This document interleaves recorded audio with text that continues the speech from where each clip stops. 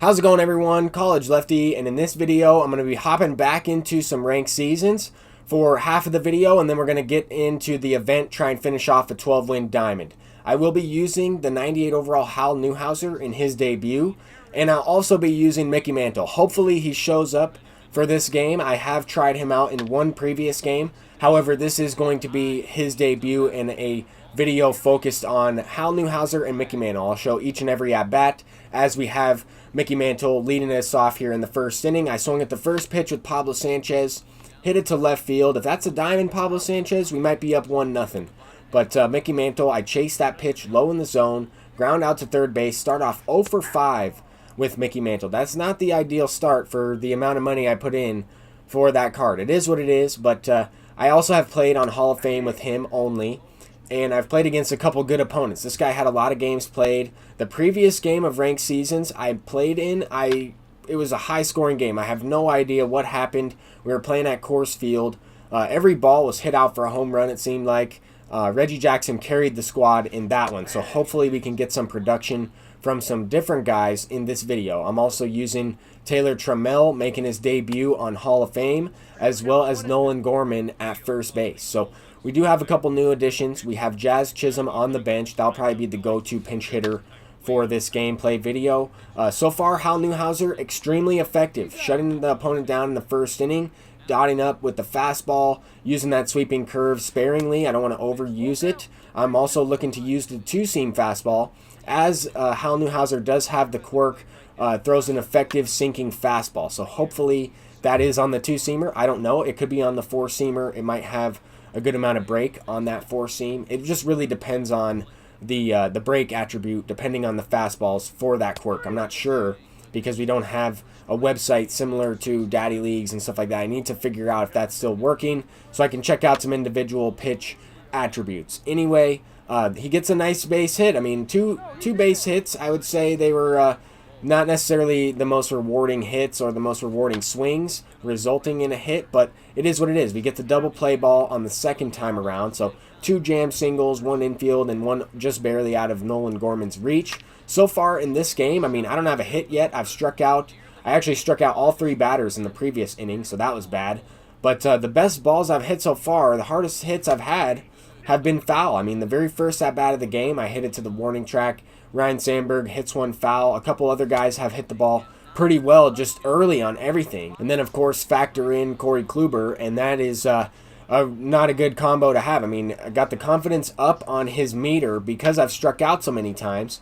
That's going to make it harder to hit as the game moves forward. But we do have Hal Newhouser. We have a couple of these legends, 99 overalls. We have Mickey Mantle in the lineup. We got to be able to get the job done. And at that one, I felt like I started to square the ball up a little bit better. I'm still late. I mean, still late on that movement with the sinker. I'm trying to figure out if that pitch is going to be a cutter or a sinker. That he was throwing me off with those, with that sequence all game so far. So bottom of the 5th inning, still nobody has scored yet. So pitcher's duel for the most part. Hal Newhouser versus Kluber. And this is one of the reasons why I wanted to get Hal Newhouser quickly, because of the fact that I do face Kluber a lot, and I'm not always able to use Kluber, so I want to have another guy that I can go head-to-head with one of the best pitchers, if not the best pitcher in the entire game. So anyway, we were in a sticky situation here. 2 walks from Hal as I started to lose a little bit of control with him. We go with the fastball against Lindor, and that's a little bit dangerous. Lindor has that dead red quirk,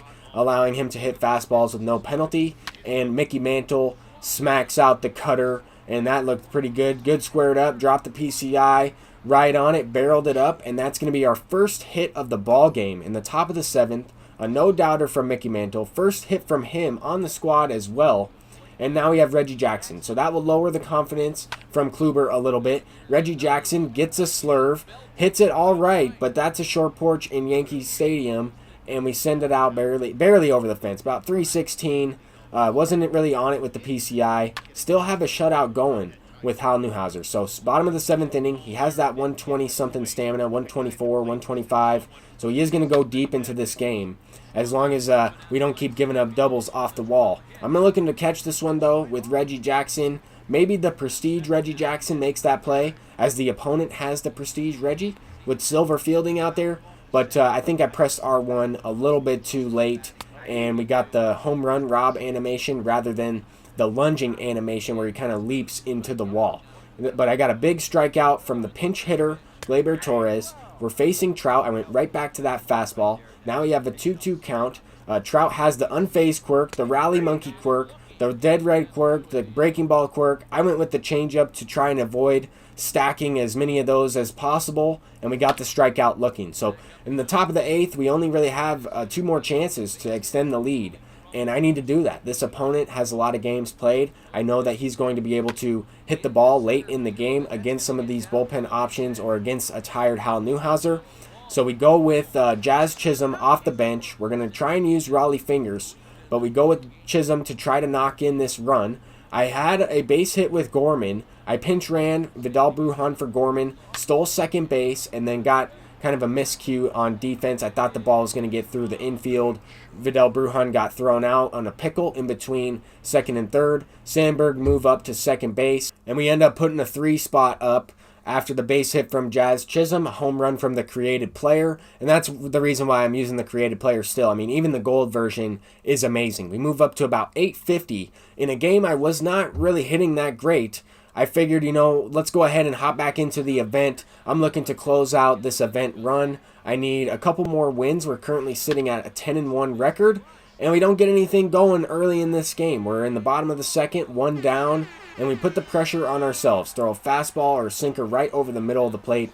Jock Peterson hits it out, and now we're going to need to score 1 in the top of the 3rd if we want to continue on with this event run. Jazz Chisholm makes a pretty nice play there, and we really still need to get out of this inning. I mean, I need to score a run, but I cannot go down anymore. I already have the pressure applied to score in this half of the top of the 3rd, but we have Brandon Marsh batting in the 8th spot. I just got a little bit too swing happy. Fastball up in the zone. That's a pitch I'm looking for, but that was above the strike zone. I didn't quite get the PCI up there. I swung early enough with good timing, just did not get the PCI up in time. Same type of thing here, but this pitch caught too much of the plate. A fastball up and away, and we go the other way with it with Nolan Jones to tie the game up. Now Jazz Chisholm is in leadoff spot, hits another no-doubter. This card has been absolutely incredible for me in this event. Leads the team in home runs. He's batting in the leadoff spot.